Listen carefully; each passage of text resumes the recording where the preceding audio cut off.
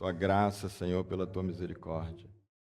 Obrigado, Senhor Deus, pelo teu doce Espírito Santo, Pai, que fala conosco, que fala em nós, Senhor Deus, que fala através de nós e como meu Pai costuma falar, Senhor Deus, que fala apesar de nós. Obrigado, porque o Senhor não desiste de nós, o teu doce Espírito Santo, Senhor Deus, a cada dia, Senhor Deus, está nos buscando. O teu doce Espírito Santo, Senhor, está a cada dia nos atraindo para o Senhor, atraindo, Senhor Deus, os nossos corações para o Senhor.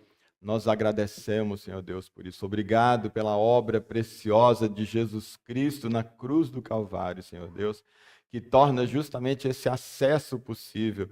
Torna possível que nós busquemos o Senhor, torna possível que o Teu Espírito Santo possa nos buscar a cada dia, Pai. Obrigado pelo doce sacrifício, precioso sacrifício de Jesus Cristo na cruz do Calvário.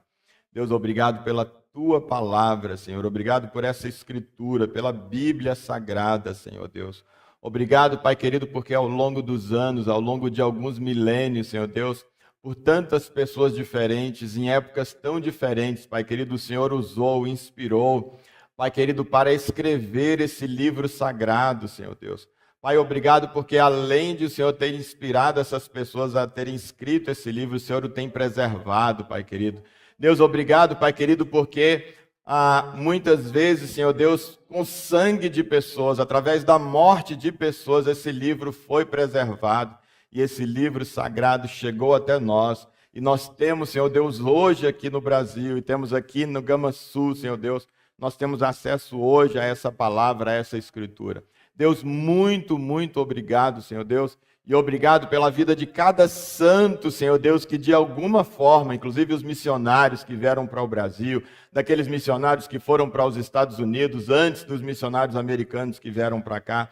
Deus, todos aqueles que de alguma forma, Senhor Deus, foram usados para que essa palavra chegasse, Senhor Deus, até nós hoje. Nós louvamos ao Senhor pela vida de cada um deles. Senhor Deus, e nós pedimos sim que haja para eles um galardão especial, Pai querido, uma recompensa especial, que nós não entendemos como pode ser isso, mas a tua palavra fala nela. Então, que dê esse galardão especial, essa pedrinha especial na coroa deles, Pai querido, uma recompensa especial, porque os teus filhos, as tuas filhas merecem, no nome do Senhor Jesus. Pai, nós pedimos ao Senhor, Pai, que nós possamos agora, enquanto vamos abrir a tua palavra, a tua escritura e vamos meditar nela, Senhor Deus, que nós possamos realmente aproveitar a preciosidade que é nós temos a tua escritura, a tua palavra aqui conosco. E para além do conteúdo, Senhor Deus, que nós vamos apresentar e ministrar aqui, sermos ministrados, Deus, que o teu Espírito Santo, que é o Espírito da letra,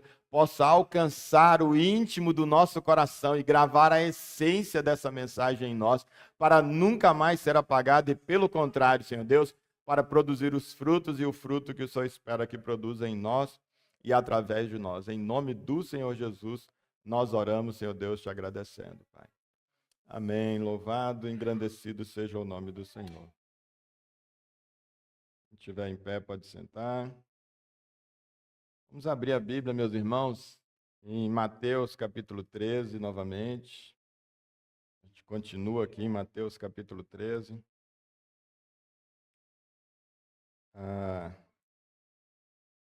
Acredito que a gente ainda deve passar ainda algum período aqui. Só esse trecho aqui tem tanta coisa tão rica que Deus tem revelado aqui realmente no meu coração nessas semanas aí, nesse último mês. Tem muitas preciosidades. Por isso, tenham paciência com a gente continuar ainda por aqui. A Escritura é muito rica. Eu mesmo tenho tanta coisa que quero compartilhar. Mas tenho sentido como esse ensino de Jesus aqui, ele está realmente na essência do que nós precisamos para ouvirmos a palavra de Deus a cada dia e para nós podermos assimilarmos e recebermos a palavra de Deus. Mateus capítulo 13. Nós temos o início do capítulo 13, aí Jesus começa a falar, a compartilhar uma parábola, né, com os seus discípulos, com a multidão que estava ali com os seus discípulos, e do versículo 1 até o 9 ele está contando essa parábola, que é a parábola do semeador. Eu achei que ninguém ia para lá, então como a Carol foi lá, parece que alguém foi lá ficar com o pessoal, Então vamos, embora eles já tenham entrado, vamos orar por eles, né? Aproveitar que o papai já está com uma criança aqui, só ora por eles, papai, por a gente. Aproveita que está aí já com um e ora, por favor. Oi. Em relação às crianças, como é possível elas conhecerem o Senhor? Paizinho, muito obrigado, Senhor, pelas crianças que estão aqui. Temos a certeza, como o Senhor disse, deixa vir as minhas criancinhas e não as impeçais, porque delas é o reino dos céus. Pedimos que o Senhor use a tua filha e que eles sejam abençoados aqui, em nome de Jesus. Amém.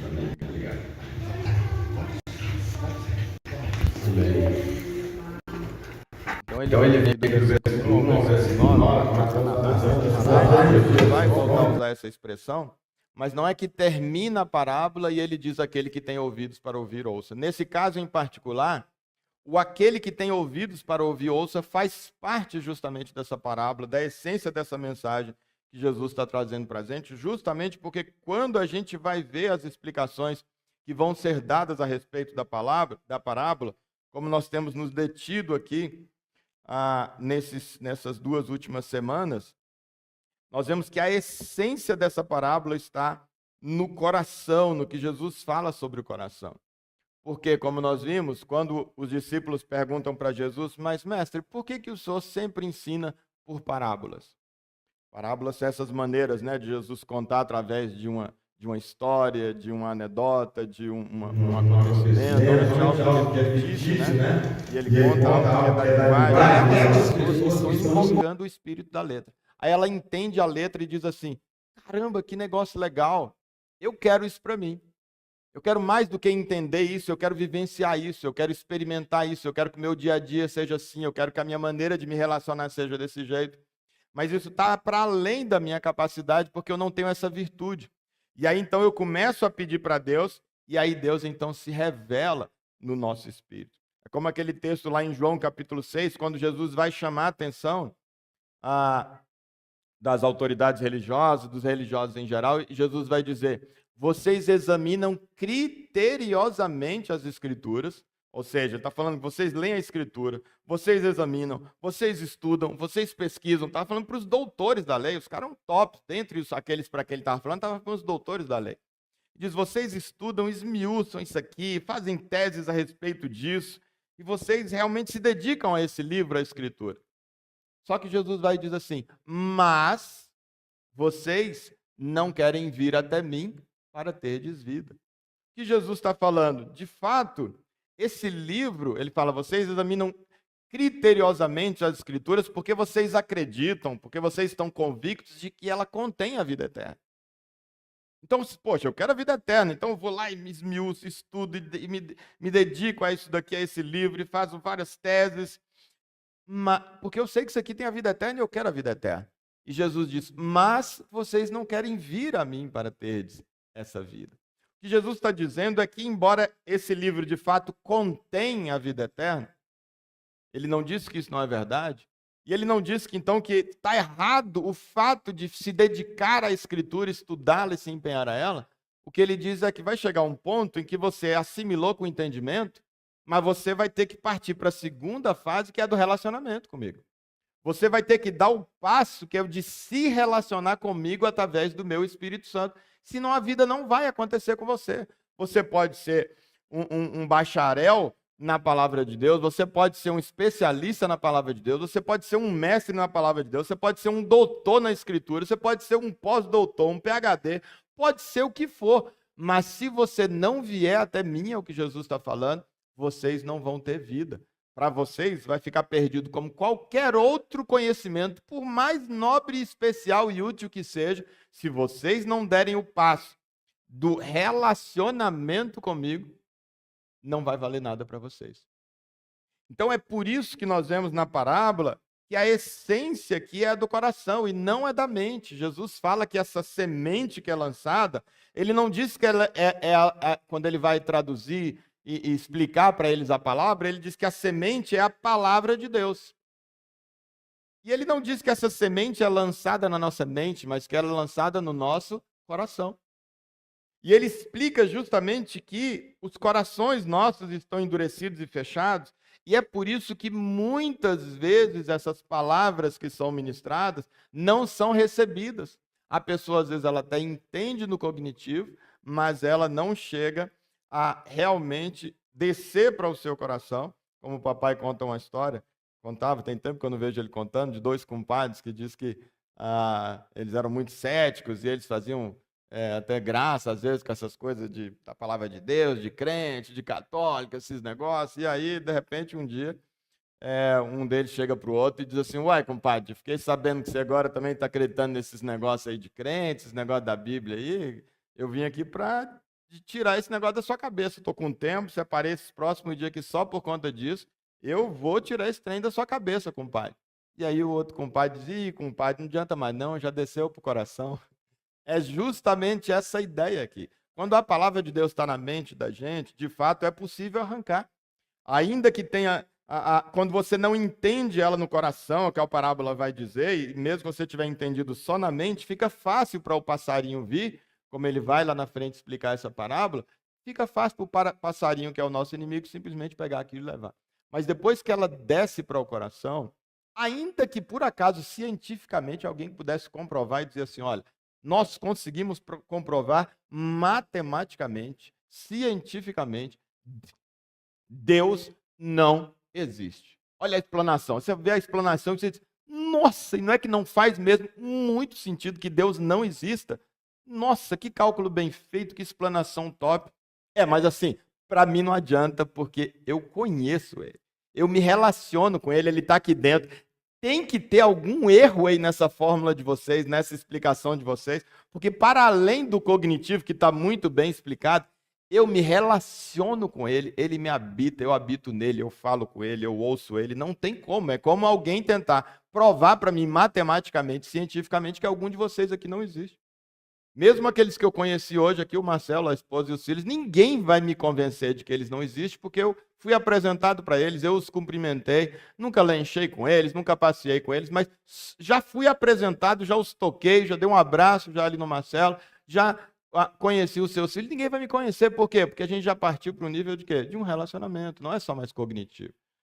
Até meu pai me falou realmente a respeito deles. E se depois alguém dissesse assim: olha, eles não existem, realmente meu pai anda com a memória falha, deve ter se enganado, eles não devem existir mais mesmo, não. Só que quando eles chegam aqui, me apresentam, agora já era. Agora ninguém vai poder mais tirar a minha convicção de que eles existem, porque partiu para o coração. Então é por isso que a gente está dedicando, meus irmãos, muito tempo, realmente, eu sei disso, e vamos dedicar ainda muito mais, para essa explanação de Jesus aqui, para a gente assimilar a essência dessa parábola, a essência do que Jesus está nos ensinando aqui, porque a partir daí, tudo que Deus for ministrar em toda a sua escritura, e tem muita coisa aqui, e mesmo para além, paralelamente da escritura, nós vamos poder tirar o nosso proveito. A respeito aqui hoje, o que eu quero então, feita essa breve introdução, que eu quero trazer para vocês aqui, nós meditamos aqui na semana passada em Jeremias capítulo 17, versículo 9, quando o profeta diz que enganoso é o coração mais do que todas as coisas. Jeremias capítulo 17, versículo 9. Nós não vamos abrir aqui de novo, mas a gente tem sempre que ter em mente isso. Não podemos esquecer essa verdade da palavra de Deus. Enganoso é o coração do homem mais do que todas as coisas. Eu tenho que saber, como a gente falou, o que nós estamos lidando aqui é com princípios e ensinamentos da palavra de Deus a respeito da central de comando que é a nossa vida. Nós temos dentro de nós uma central de comando, e onde todas as decisões são tomadas, todas as nossas decisões. E nessa central de comando, eu não posso deixar de levar em conta informações importantes para cada decisão, sob pena de eu acabar tomando a decisão errada. Nas relações conjugais, marido-mulher, nas relações com os filhos, nas decisões sobre se eu vou fazer um concurso público ou se eu vou abrir uma empresa, se eu vou trabalhar numa empresa privada, se eu vou numa empresa pública, se eu vou congregar num lugar, se eu vou congregar um outro, se eu vou servir a Deus, se eu não vou servir, com qual nível de intensidade eu vou servir a Deus, como que eu vou me portar no meu trabalho, eu vou deixar de me portar, tudo, como que eu vou cuidar da minha saúde, qualquer decisão, por menor que pareça, ela vai passar por essa central de comando, mas nós temos a tendência de levar em consideração apenas aquilo que nos chega por esses 5 sentidos naturais, que é apenas uma parte da entrada das informações que nós precisamos para tomar decisão. Aquilo que eu vejo, aquilo que eu toco, aquilo que eu cheiro, aquilo que eu sinto gosto e aquilo que eu ouço é o que normalmente eu vou levar em conta aqui para essas decisões.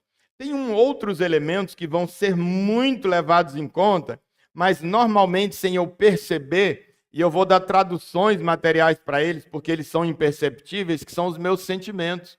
Então, as minhas emoções, elas vão influenciar muito nas minhas decisões, ainda que normalmente eu vou fundamentá-las racionalmente, mas inconscientemente, as minhas emoções estão sendo trazidas aqui para essa decisão.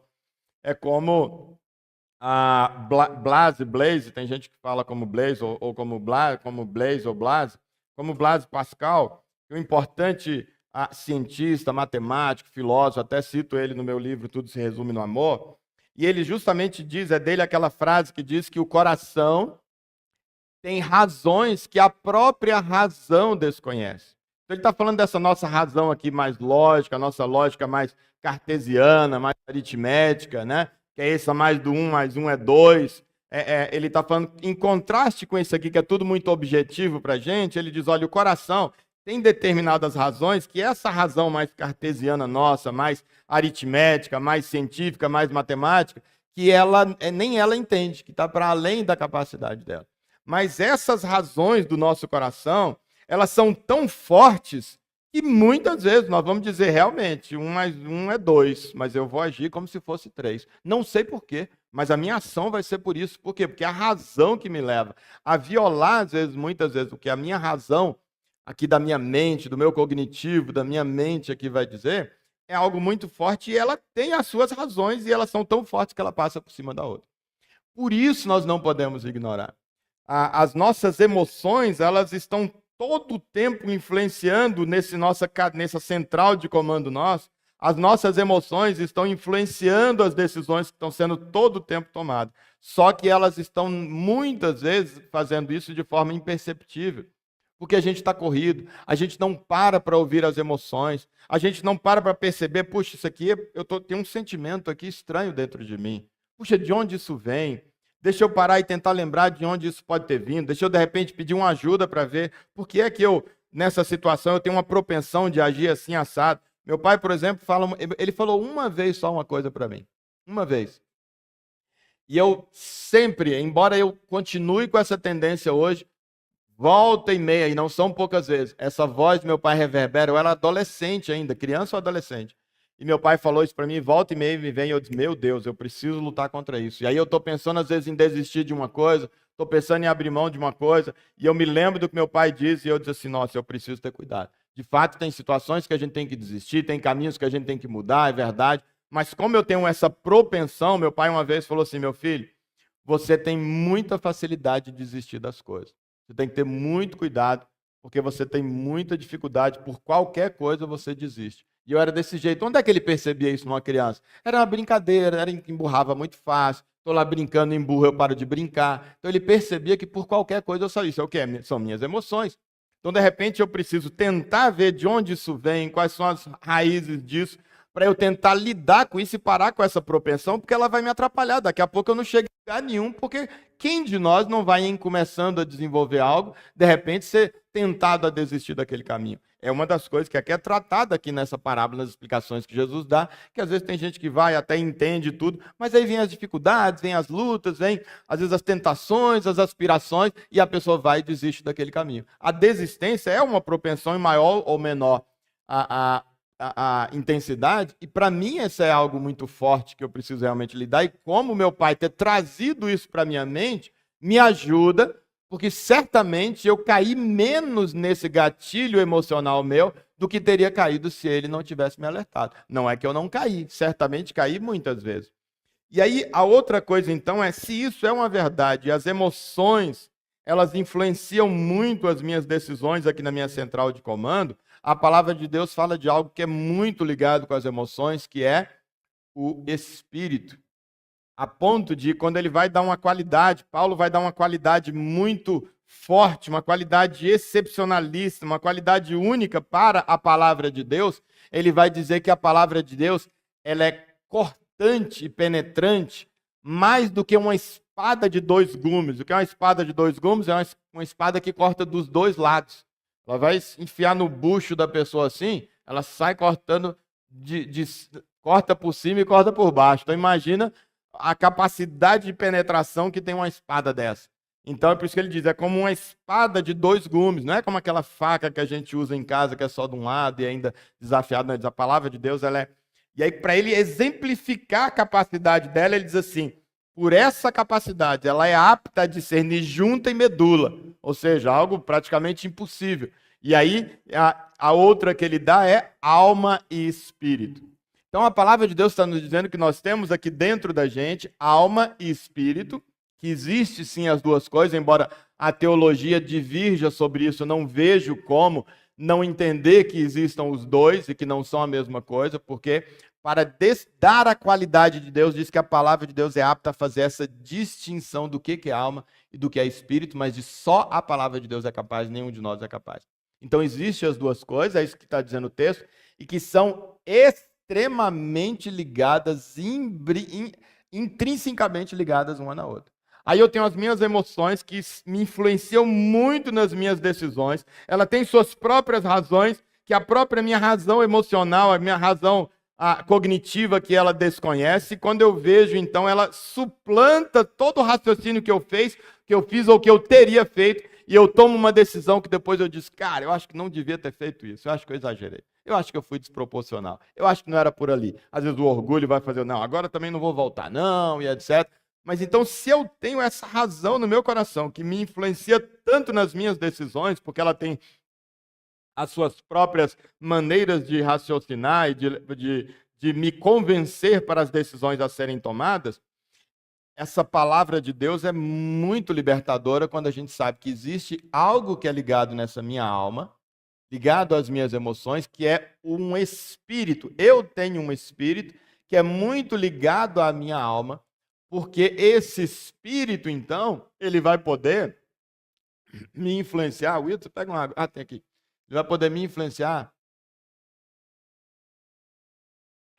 tanto positivamente quanto negativamente. Porque esse espírito que eu tenho não necessariamente é o espírito de Deus ainda. Eu tenho um espírito, eu realmente, eu chamo isso então de uma conexão com o mundo espiritual, esse espírito que habita em mim. Mas vai depender do que eu vou alimentar, o que eu vou deixar de entrar nesse espírito, do que o meu espírito vai estar cheio, para dizer que tipo de influência o meu espírito vai gerar na minha alma e, consequentemente, a minha alma vai gerar nas minhas decisões ou até mesmo o espírito diretamente. Então, por isso, eu preciso, esse meu coração, que é esse local, esse terreno onde a semente da palavra de Deus é constantemente lançada, eu preciso que esse coração receba essa palavra de Deus, essa sementinha que é a palavra de Deus. Porque então, recebendo isso no meu espírito, ele vai produzir os frutos necessários para gerar uma boa influência nas minhas emoções, para curar traumas que eu tenho nas minhas emoções, para bloquear tendências negativas que eu tenho nas minhas emoções, para organizar as minhas emoções e até mesmo a minha mente, e assim poder fazer com que eu tome as melhores decisões. Mas enquanto eu permaneço com o meu coração endurecido, eu não vou receber essa sementinha, porque quando a sementinha chegar num coração de pedra, a sementinha vai bater e não vai entrar, e não vai germinar, e não vai produzir frutos. Nessa mesma linha aqui, Jesus vai dizer, no capítulo 16, olha que coisa interessante que Jesus está falando aqui. No versículo 12, João capítulo 16, versículo 12. Isso aqui a gente só vai encontrar aqui no livro de João. Mateus, Marcos e Lucas não retratam essas passagens aqui. É que eu vejo como ele era tão ligado com Jesus que ele pegava muito a essência ali do que Jesus falava e do que acontecia. E dentre as coisas, um pouco antes, Jesus já tinha dito, eles estavam perturbados ali com o fato de Jesus dizer que estava indo embora, né, e que ia voltar para o pai dele. E aí, então, um pouco antes aqui, Jesus vai dizer, vocês não deviam ficar tristes com o fato de eu dizer E eu estou indo para o Pai, vocês tinham que ficar alegres. Primeiro, porque eu estou indo para o meu Pai, gente. Estou morrendo de saudade dele. Segundo, porque se eu não for, eu não posso enviar o Espírito para vocês. Então vocês têm que dizer, não, vai mesmo, demorou, Jesus, vai, embora a gente quer que a gente leve no aeroporto, vai, Jesus. Por quê? Porque ele está dizendo que quando eu for, aí eu vou poder liberar o Espírito para vocês. Por quê? O Espírito era um com Jesus, habitava Jesus. Enquanto Jesus esteve aqui na terra, ele era então o Verbo encarnado, ele estava ali 100% em Jesus, desculpa. É o que ele está dizendo aqui. Ele, é estranho, mas é o que ele disse. Ele diz, olha, eu só posso enviar o Espírito para vocês depois que eu for. É estranho isso para a gente, mas foi o próprio Jesus quem falou isso. Ele disse, quando eu for, aí eu vou poder enviar o Consolador para vocês. Enquanto eu estiver aqui, o Consolador está aqui somente comigo e ele não vai ainda fazer essa obra em vocês. É por isso que Jesus, então, aqui no versículo 12, ele vai dizer assim, eu ainda tenho muitas verdades que eu desejo dizer para vocês. E olha que ele já tinha falado por 3 anos e meio com eles. Um ministério de tempo literalmente integral, dormia com eles, comia com eles, as viagens todas juntas, o tempo todo Jesus ministrando. Só nesses últimos capítulos aqui Jesus já tinha falado um monte de coisa. E ele diz, olha, eu ainda tinha muitas verdades que eu desejava falar com vocês. Mas por que você não fala? Mas seria demais para o vosso entendimento nesse momento. Olha o reconhecimento de Jesus sobre isso. Que nem tudo que a gente recebe é recebido aqui na nossa mente ou a nossa mente tem capacidade de receber. O próprio Jesus, imagina se tem alguém que já pisou nessa terra com uma capacidade argumentativa maior do que Jesus para poder explicar alguma coisa para a gente, para os discípulos. Eu duvido que alguém já tenha pisado aqui com uma capacidade maior do que a de Jesus. E ele realmente fala por parábolas e tantas formas, mas ele mesmo diz, olha, vocês não seriam capazes ainda de entender nesse momento. Nem eu seria capaz de fazer vocês entenderem. Mas como ele tinha dito lá atrás, de quando ele for, ele mandaria o Espírito Consolador. Então, fazendo um link com essa fala dele, ele diz assim, no entanto o quê? Diante dessa impossibilidade de eles entenderem as verdades que Jesus ainda tinha para passar, no entanto, quando o Espírito da verdade vier, que espírito é esse? O Espírito de Jesus e de Deus, o Espírito que habitava Jesus. Esse que ele diz, quando eu for, eu vou mandar esse Espírito para vocês. Então ele diz, no entanto, quando o Espírito da verdade vier, ele vos guiará em toda a verdade, porque não falará por si mesmo, mas dirá de tudo o que tiver ouvido e vos revelará tudo o que está prestes a vir. Então essa revelação não é uma revelação na nossa mente. É uma revelação que está para além da nossa mente, por isso precisa do espírito da letra. A palavra de Deus nos diz que a letra mata. Essa letra isoladamente, a explicação da palavra de Deus, falar do que é pecado, falar do que é santidade, falar que pode, que não pode, que vai para o inferno, que vai para o céu, que não vai para o céu. Isso aqui é a nossa mente de um ser caído, que está com a mentalidade pervertida, caída, carnal, acaba de matar o sujeito no sentido de dizer, eu não quero nada com isso, estou fora. Mas quando o espírito da letra acompanha a letra e para além do entendimento no cognitivo, o espírito revela essa verdade no nosso coração, aí a gente tem uma compreensão num outro nível. Às vezes a gente vai entender por que está agindo de uma situação, porque essa inspiração tem ela influenciado as emoções ou tem ela passado direto para o nosso entendimento, porque acontece, a gente vai saber porque tomou uma determinada posição ou postura. Às vezes a gente não vai nem saber, mas na medida em que a gente veio a esse Jesus, que é vida e não ficou apenas na escritura que contém a vida eterna, mas a gente iniciou um relacionamento com esse que é a própria vida. Jesus diz, eu sou o caminho, a verdade e a vida. Quando então eu venho para um relacionamento pessoal com ele, ele começa a habitar em mim, então algumas das minhas decisões, inclusive, eu vou tomar baseado em insights que eu tenho.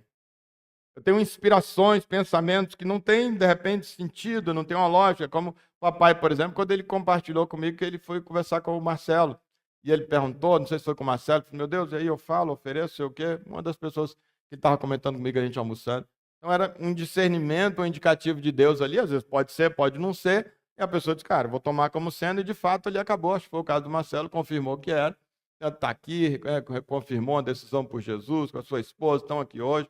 Então você tem, às vezes, insights que você tem, que você vai precisar passar o quê? Pelo filtro da palavra de Deus. Isso aqui, será que é de Deus isso aqui? Parece que é uma percepção espiritual que eu estou tendo, aqui no meu espírito. Será que isso aqui é de Deus ou será que isso aqui é do diabo? Não, o diabo não me inspira, imagina, eu não tenho nada com o diabo. A gente ia chegar nessa conversa aqui hoje, não vamos chegar, possivelmente no próximo domingo. Então a gente vai ficar só no que a gente está aqui.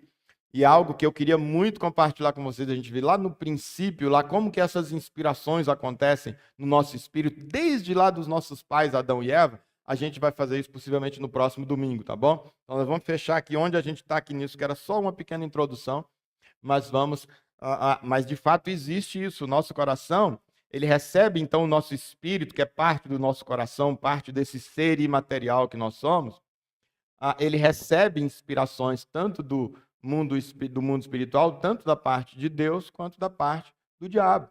E o diabo, a palavra de Deus diz que ele é o pai da mentira.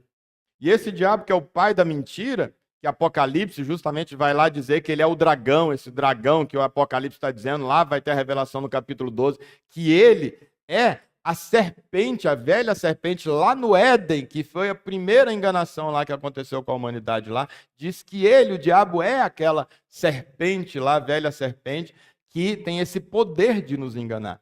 E é por isso que o nosso coração é enganoso mais do que todas as coisas, como a gente viu em Jeremias. Então,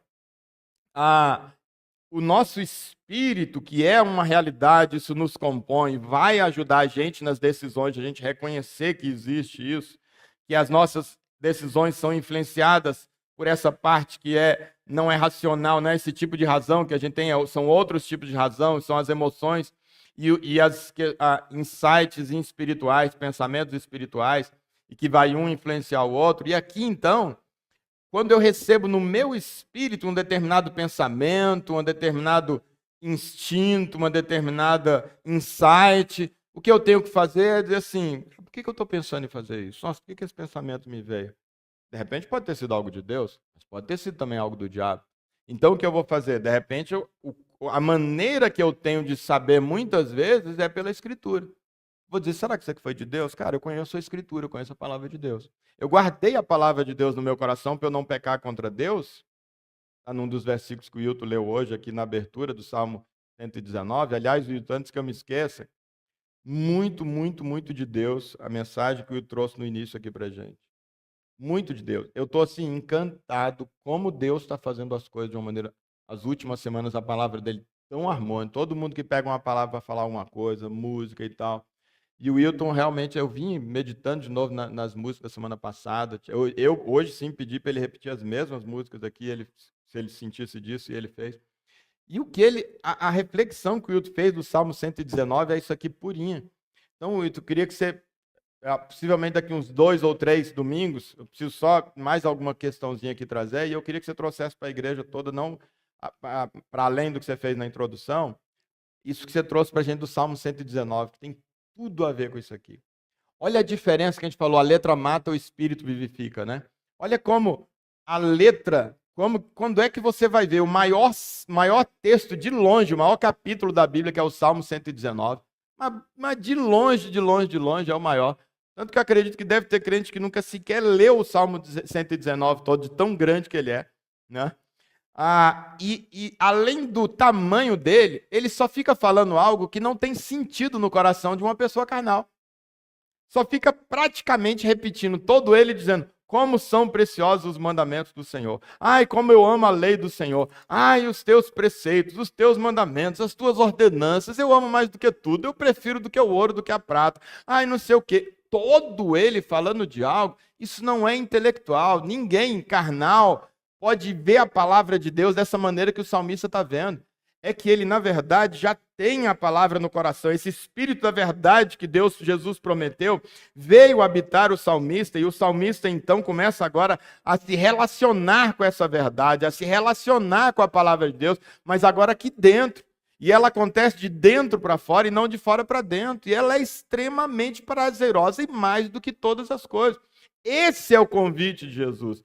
Isso é verdade e vida, é a verdade, a vida e a luz que Jesus é e que diz que tem à disposição da gente. Por isso que sempre que a gente vai, então, meditar na palavra de Deus, todas as pregações que vierem, toda a ministração da Santa Ceia, cada música que a gente canta, ao longo do dia, algo que Deus nos traz, a gente sempre precisa o quê? A gente vai trazer, se eu tiver alguma dúvida se aquilo é de Deus, eu preciso trazer o confronto à palavra de Deus escrita. Por isso o salmista diz: eu guardei a tua palavra no meu coração para não pecar contra ti. É a palavra, a presença de Deus? Sim, mas é também o conteúdo, porque muitas vezes nós vamos precisar. Porque, por exemplo, o diabo, nós também vamos ver lá na frente, uma das tentativas do diabo para poder tentar Jesus foi trazer o quê? Foi trazer para Jesus a palavra de Deus. E o diabo, não pense que o diabo apareceu ali com chifre, com aquela cara feia, com aquele rabo que a gente pensa ali para Jesus, não. Possivelmente não tivesse nada visual, embora com o discernimento de Jesus, é possível que sim que Jesus o tivesse vendo. Mas é muito mais provável que isso estivesse acontecendo mesmo aqui no espírito de Jesus. Veja quando fala que leva ele no alto pináculo, que aquilo não é físico. Está levando Jesus em pensamento. Então não é que aquele bicho lá com chifre, com rabo, pega Jesus, sai arrastando Jesus e voa. Quando fala que o conduziu, dá essa ideia que não é algo que está aqui, é algo que está acontecendo na mente, aqui no espírito de Jesus. Então, de repente, vem e Jesus está com fome e ele diz assim: já está 40 dias de comer e de repente bate a fome. É como se ele tivesse ouvido: você não é filho de Deus? Então come, está na terceira pessoa, como aconteceu lá no Éden, nós vamos meditar muito nisso. Mas é isso que acontece nas nossas mentes, só que normalmente não na terceira pessoa, na primeira pessoa. Às vezes Deus me convida, me chama para jejuar ali um dia completo e eu estou na metade do dia, eu diz assim: eu acho que eu estou sentindo uma tonteira, eu vou. Deus, meu corpo é templo do Espírito Santo, então eu vou comer esse pão porque eu estou essa tonteira, eu acho que não vai fazer bem para mim, eu estou sentindo uma fraqueza, ficar na metade do dia. Então, opa, será que é Deus que está trazendo essa palavra para mim? Ou tem algum ser aqui que está usando a própria palavra de Deus para eu violar algo que eu senti no meu espírito, que era eu tinha convicção que era para eu jejuar um dia todo. E de repente, no meio do caminho, eu estou ali acontece com Jesus. Jesus estava lá, os 40 dias de jejum, está chegando ao final, e ele então quer terminar nos finalmente ali, de repente, o diabo vem e diz para ele: olha, você não é filho de Deus? Então, transforma essa pedra num pão aí. Ele olha aquela pedra assim: puxa vida, realmente é tranquilo, era fácil aqui para mim. Só que Jesus, então, tinha a palavra de Deus guardada no coração para não pecar contra Deus, e o que Deus tinha dito para ele era: vai jejuar até eu disser para você que é hora, e ele sentia que ainda não estava na hora, e ele então usa a palavra de Deus para contrastar e não aceitar aquilo ali. Então, a palavra de Deus escrita é muito importante que nós conheçamos, porque nós vamos ter insights dos dois lados, do mundo espiritual aqui, e nós vamos ter Deus, o Espírito Santo nos revelando, mas vamos ter também o diabo, que é o pai da mentira, trazendo pensamentos para a gente, trazendo sentimentos para a gente, instigando pensamentos e sentimentos da gente para poder provocar as nossas decisões. Para piorar no que diz respeito às relações interpessoais, ele vai fazer isso também na pessoa com quem a gente está se relacionando. Olha como é fácil gerar o estrago. Ele conhece as minhas propensões, conhece os meus traumas emocionais. Estou demorando aqui, é porque o Wilton não deixou a hora ali para mim. Eu vou jogar a culpa no Wilton ali. E aí, já vou te chamar, pai. E aí o diabo sabe como eu tenho a tendência e de repente ele sabe que se eu soltar uma palavra de um jeito, sabe meu pai como é que é as propensões dele, sabe o que aquela palavra vai gerar ali nele, porque conhece também as emoções do meu pai, conhece o histórico do meu pai, e de repente me vem um insight, eu solto uma palavra aqui que já desencadeia um negócio do meu pai ali, aí ele vem, o diabo também já sabe que se ele jogar uma para mim vai, aí na hora da raiva ele já dá um insight, ele meu filho, e você que não... Nossa, aquilo para mim é a pior coisa que poderia. Então assim, como a gente fica refém nas nossas relações todas se a gente não tiver essa consciência de que nós somos esses seres espirituais, as nossas decisões todo o tempo são tomadas não apenas com base no que a gente está vendo, mas principalmente deveria estar sendo com o que a gente não está vendo. E aí então eu faço essa introdução aqui, né? E não vou avançar aqui para o que a gente queria. No domingo que vem, acredito que a gente vai conseguir realmente voltar aqui no livro do Gênesis para a gente começar a aplicar isso, feita essa introdução. E eu quero pedir o papai, então, o papai vai ministrar a Santa Ceia aqui para a gente. E aí, sendo possível, ele vai já fazer a aplicação aqui. Não facilitei muito, mas ele é capaz, com o Espírito Santo que habita nele. E aí ele vai fazer a aplicação para a gente aqui. Obrigado, papai. Valeu. Amém.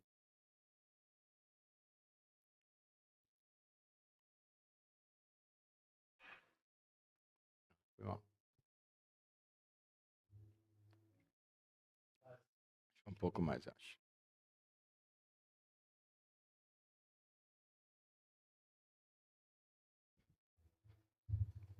Graças e paz a todos. Deus tem tido misericórdia. Aqueles que estão pela primeira vez.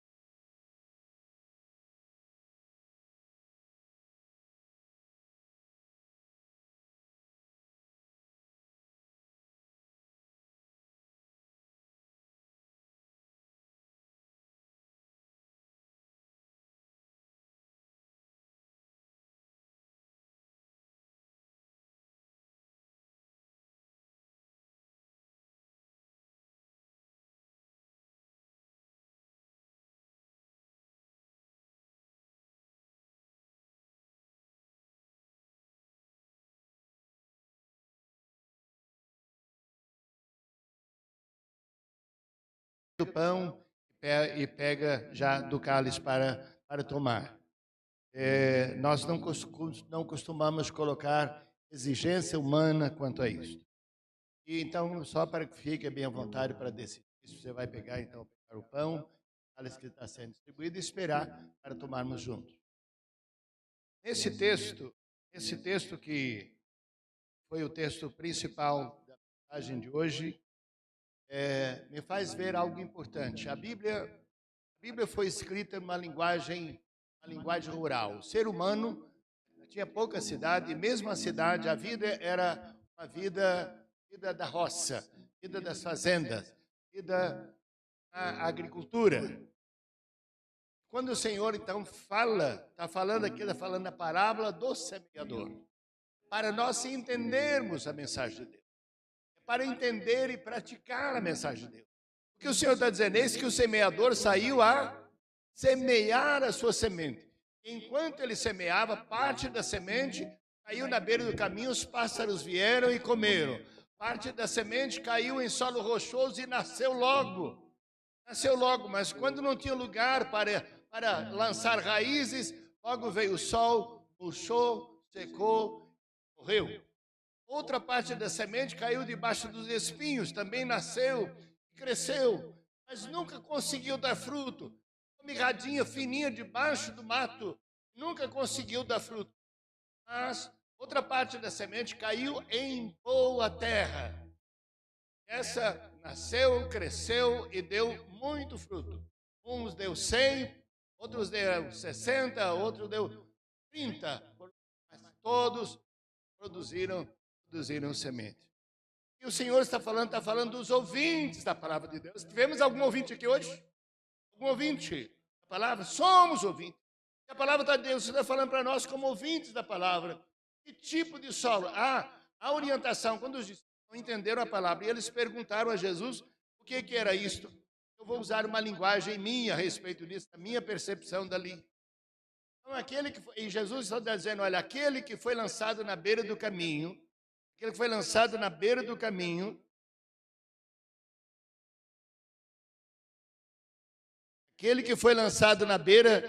do caminho, eu tenho um ouvinte descuidado.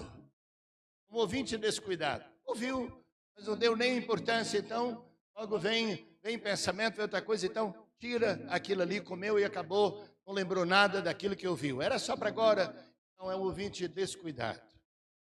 Segundo, aquele que ouviu, aquele que foi lançado em solo rochoso, nasceu, mas também não teve profundidade, não teve entendimento, não tinha jeito de ter. Então, logo vieram as lutas, vieram as tentações e a dificuldade, desistiu daquilo ali. Aquele que foi lançado debaixo dos espinhos, então era um ouvinte com hierarquização equivocada de valores. Estavam pensando apenas nas coisas temporais, nas coisas do aqui e agora. Ele creu, lançou raiz, permaneceu, tinha vida, mas nunca conseguiu dar frutos. Porque estava buscando as coisas aqui, focado pelos prazeres do mundo. Eu estou chamando esse tipo de solo, que somos nós. Primeiro é o ouvinte displicente. Ouviu a palavra, mas entrou aqui e saiu aqui. O ouvinte displicente. Segundo, o ouvinte está aí nos versículos 20, 21, é o ouvinte de superfície. Ele não conseguiu aprofundar, é o ouvinte de superfície. Não tem condição de saber se é verdade ou não é. É um ouvinte de superfície. Escutei a pregação. Eu li a palavra. Mas é um ouvinte de superfície. Não teve dado. Eu estou com 50 e poucos anos caminhando com Jesus, mas eu já estava estudando a Bíblia 2 anos e 4 meses antes, contando a minha decisão. Então, quando a decisão para Jesus, já 50 e tantos anos já, depois eu vejo exatamente quando. Mas até hoje, há textos da Bíblia que eu preciso pesquisar, preciso comentar, às vezes não entendi ainda, preciso ver outros textos para entender aquele que está lá. Parece que não conseguimos lançar raízes e aprofundar ali. Então nos tornamos um de superfície. E quando chega angústia, chega perseguição, por causa da palavra, morre. Chega qualquer luta, qualquer dificuldade. Chega problemas até de relações com o irmão, às vezes até com a liderança. Às vezes até por um descuido falamos uma coisa que não está de acordo com a Bíblia. Tem alguém sujeito a isso? Todos estamos. Às vezes por um descuido falamos uma coisa que não está de acordo com a palavra. Falamos. Alguém pode ficar escandalizado, então isso aí é o ouvinte de superfície. Vem luta, vem dificuldade e sai. Terceiro é o ouvinte procrastinador. Está sempre adiando. Sabia que era boa semente, que tinha nascido, que está aí, que tem vida, que está aí. Mas não conseguiu dar fruto. Perdoe. Mas às vezes eu penso que a maioria de nós hoje estamos aqui. Temos certeza do que cremos. Temos certeza que nascemos e estamos aqui. Mas não conseguimos dar frutos. Nós sempre adiando, sempre procrastinando nossas decisões, nosso ordenamento de valores. Mateus 6,33 diz: buscai primeiro o reino de Deus e a sua justiça, e as demais coisas vos serão acrescentadas. Como precisamos disso? Aquele que um dá 100, outro 70, outro 30, 40. Aquele que foi semeado. Eu gostaria que antes de você comer o pão, antes de tomar o cálice, você decidir que tipo de solo você quer ser. Recebendo a palavra de Deus. Não só a de hoje, mas a de todos os dias. Quem me entendeu? Decida você. A decisão é pessoal. Então, em relação à palavra, você quer ser. Vamos precisar, talvez, de rever a palavra, vendo. Então, produzir frutos para a glória de Deus. Glória a Deus. Pai, obrigado. Pedimos que o Senhor nos ajude, cada um de nós, a examinar a si mesmo, diante da palavra do Senhor. Senhor, queremos ser, ó Deus, terra boa, que a tua palavra é plantada. Não queremos, ó Deus, ser ouvinte descuidado. Não queremos, ó Deus, ser o ouvinte que não lança raiz, que não aprofunda. Não queremos, ó Deus, ser ouvintes procrastinadores. Mas, ó Deus, queremos ser uma terra boa. Queremos ser uma terra que dá fruto para a glória do Senhor. Então, Senhor, ajude cada um de nós a examinar-nos a nós mesmos e tomar aqui a decisão de que iremos viver como Jesus viveu, procurando dar frutos de acordo com a palavra de Deus, a dependência do Espírito. Pedimos que o Senhor ajude cada um ao examinar para fazermos dignos de participar da ceia do Senhor neste momento. Em nome de Jesus. Um momento de silêncio aí, você e Deus. Examine-se a si mesmo. Tome a sua decisão agora. Sua decisão. Tipo de ouvinte da palavra. Aqueles que ouviram a minha mensagem, a Angola, terça, que eu falei da palavra de Deus.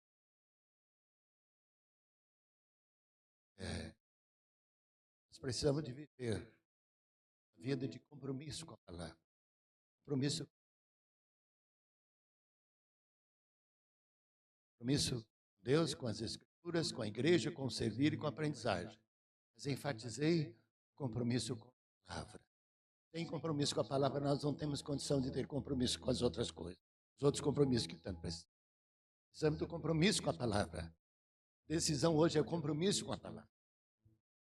Nós temos verbos que nós precisamos vê-los. Verbos em relação a Deus. 6 verbos, 7 verbos. 7. Veja se são 7. Ler, meditar, estudar, compreender, praticar. Então, pregar e ensinar, que é o dar frutos. Vamos falar juntos os 7 verbos? Nós precisamos viver. Quais são? Ler, meditar, estudar, compreender, praticar. Então, pregar e ensinar. Aproveite isso também. Aproveite isso também para a sua decisão. Não quero viver a fé cristã só para você. Você que está me ouvindo, decida também na sua casa. Talvez você está também participando da ceia em casa. Você já pegou o pão, o cálice, ou pelo menos imaginariamente está aí. Você pode tomar sua decisão também em casa agora. O Espírito Santo, Senhor, me capacita, Senhor. Eu quero ser esse tipo de gente dentro da minha própria casa, da minha família, com os meus colegas, aonde eu estiver, Senhor.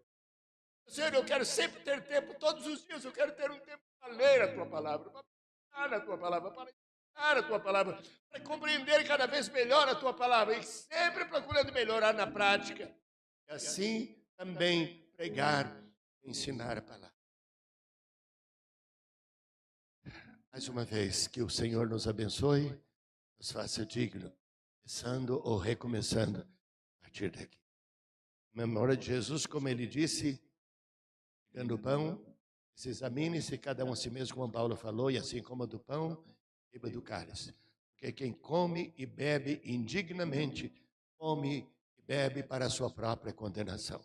Cada um precisa examinar a si mesmo, comer dignamente, para tomar o cálice dignamente, para não comer condenação para si. Então, em memória de Jesus, confiando na graça e na misericórdia, em memória de Jesus, vamos juntos comer o pão.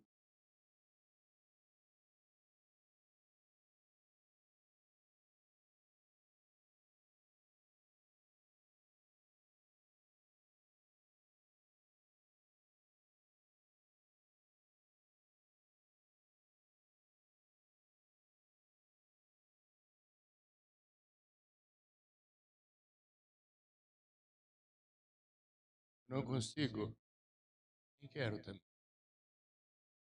Quero o pão e comer o pão, sem que a minha mente possa ver o Senhor Jesus na cruz. Gostaria também de encorajar a partir daqui. E isso pode nos ajudar. Por que estamos comendo pão? Lembrando a carne de Jesus, o corpo de Jesus, pregado ali em meu lugar e em seu lugar. Para que não tenhamos a condenação eterna, para que não iramos para o inferno, não iremos para lá. O Senhor morreu em nosso lugar e em nosso favor. O cálice nos lembra o sangue que o Senhor derramou ali, para o perdão dos nossos pecados. Então, em memória de Jesus, com gratidão em nosso coração, pela certeza do perdão dos pecados, tomemos juntos o cálice, em memória de Jesus.